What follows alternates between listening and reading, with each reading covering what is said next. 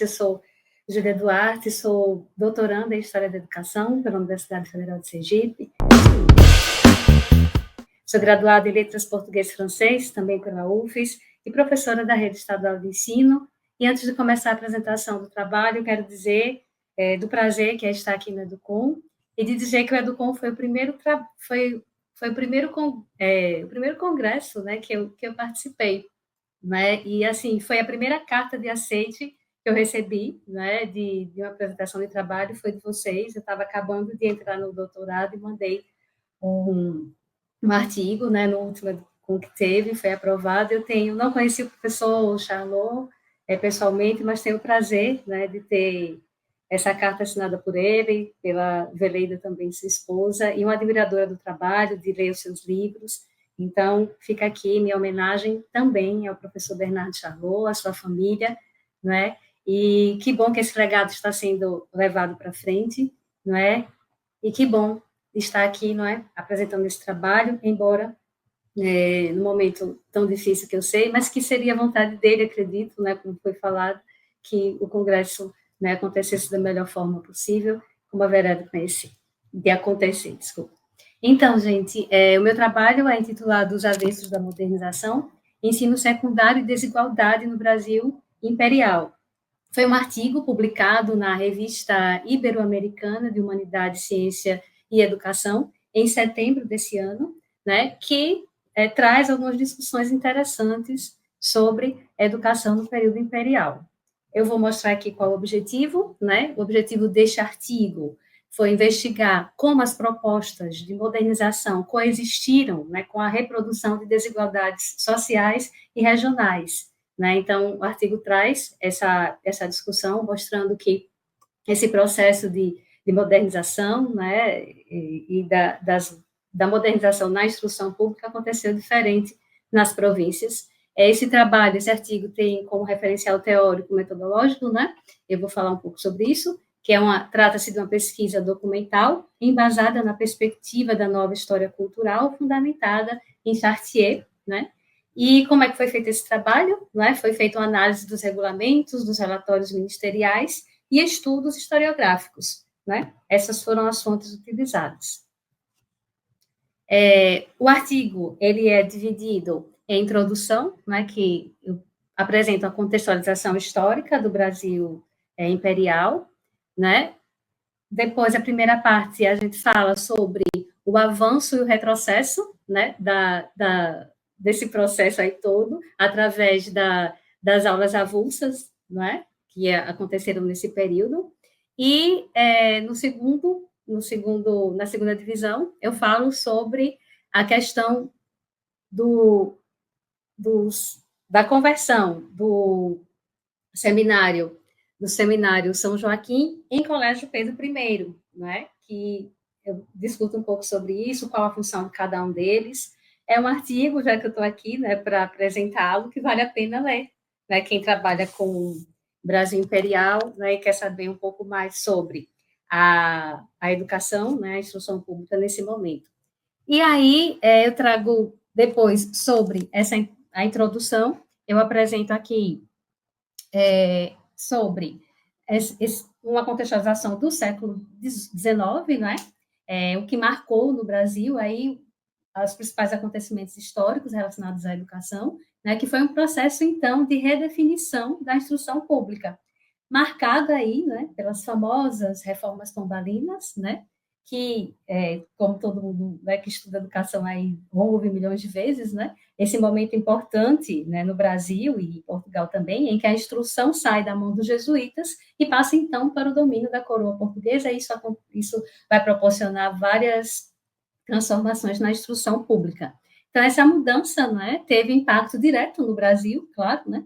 E, por um lado, ela gerou desafios, né, muito bem falado por tantos historiadores, né, relacionados à escassez de profissionais capacitados, a dificuldades de origem estrutural, mas, por outro lado, é o que esse artigo traz, ele vê de uma outra forma, né, não fica apenas no que foi negativo, mas, por outro lado, possibilitou também a introdução de novas disciplinas, a reorganização dos concursos para professores régios e a criação de normas que regulavam o cotidiano escolar, coisas que a gente tem até hoje. Então, não foi, né, de todo ruim, perverso. Então, o artigo ele traz essa discussão também, tá? E um outro, então eu falo agora sobre a primeira parte, a primeira divisão, que a gente vai falar sobre as aulas avulsas, né, justamente, né, será que foi avanço, será que foi retrocesso, porque há muito essa discussão aí sobre que desestruturou, né, a educação brasileira e que era melhor como estava com os jesuítas, é uma polêmica que não sou eu, tenho certeza que não sou eu que vou dar conta disso agora em um artigo, mas eu trago essa provocação para a gente poder analisar de outra forma, né? Será que essas aulas avulsas, elas trouxeram só pontos negativos? Então, eu trago aqui, né, uma citação do Macedo, 91, que fala o seguinte, só não estou conseguindo visualizar aqui, deixa eu tentar abrir. Abri agora. Então, a citação fala o seguinte, havia antes dessa data, espalhadas pela cidade, algumas aulas avulsas de instrução pública secundária, uma de latim, uma de filosofia e alguma outra ainda. E os meninos pobres, que não podiam seguir o curso de estudos do Imperial Colégio de Pedro II, achavam, ao menos naquelas aulas, alguns recursos, embora mesquinhos, para cultivar suas inteligências. Era um benefício, né, já feito, um benefício antigo, a que as classes pobres tinham adquirido um certo direito. Então, a gente percebe aí que as aulas avulsas, né, que faz parte desse momento histórico, ela não era apenas, não tinha só o seu lado negativo, ela, como mostra aí, né, o Macedo, 1991, ela era, para muitos meninos pobres, a única fonte, né, de estudos, de possibilidade de estudos. Então, esse artigo ele traz essa provocação, né? No segundo momento, a gente vai falar sobre de órfãos a herdeiros da elite, que é a conversão do seminário São Joaquim em Colégio Pedro II, e o modelo francês, né? A gente teve nesse momento a influência no Colégio Pedro II do modelo francês de ensino. Então, além das aulas avulsas nesse período, o contexto educacional do Império Brasileiro também foi marcado por instituições de ensino que refletiam tanto projetos assistenciais voltados às camadas populares, quanto as estratégias de centralização e elitização da instrução. Então, a gente tem o século XIX marcado por essas duas características aí. Então, nesse cenário aí, a gente percebe o Seminário de São Joaquim, né, que posteriormente foi transformado em Colégio Dom Pedro II, né, que eles expressam em momentos distintos. Em um primeiro momento, no momento do Seminário de São Joaquim, havia uma educação aí, no ensino secundário, que era concebido, então, para atender órfãos e desvalidos, né, com ênfase em ofícios e formação básica. Né? Então, a gente tinha uma educação ainda voltada para a parte menos favorecida da sociedade. Mas aí há uma transformação, né, desse Colégio São Joaquim agora em uma instituição agora de prestígio voltada às elites, que é o Colégio de Pedro II. Então, a gente vê esse lado avesso da modernização, uma modernização que também não teve, vamos modernizar, né, de acordo com as luzes, o iluminismo e a razão, mas também teve o lado avesso da desigualdade, que é uma coisa que a gente traz até hoje, né? E eu sonho com um dia que a gente possa, né, não falar mais em desigualdade, sei que não estarei mais aqui nessa terra porque é uma construção, mas é a luta por um mundo mais igual e principalmente relacionado à educação. Eu que sou professora também, que estou na sala de aula, né, vivo isso e desejo muito, mas então essa questão de desigualdade é questão antiga, não é de agora. E aí depois o artigo traz as considerações finais, né, e aí eu vou ler, né? O processo de modernização, então, não significou democratização.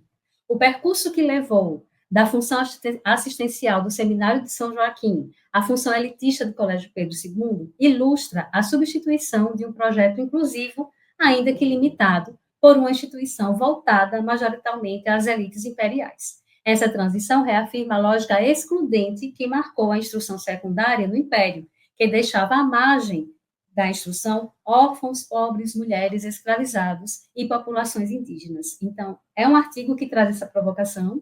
Quem quiser, né, pode colocar o título do artigo, vocês vão achar facilmente. E para quem estuda século XIX, para quem quer refletir um pouco mais sobre história da educação, né, e entender, ou por curiosidade mesmo, você queira saber algo, tem dados, né, do nosso estado, né, e aqui eu tive que fazer um recorte, porque o tempo não é curto, mas vale a pena ler, né, para você entender um pouco mais desse processo de desigualdade que vivemos até hoje, tá? Então, muito obrigada.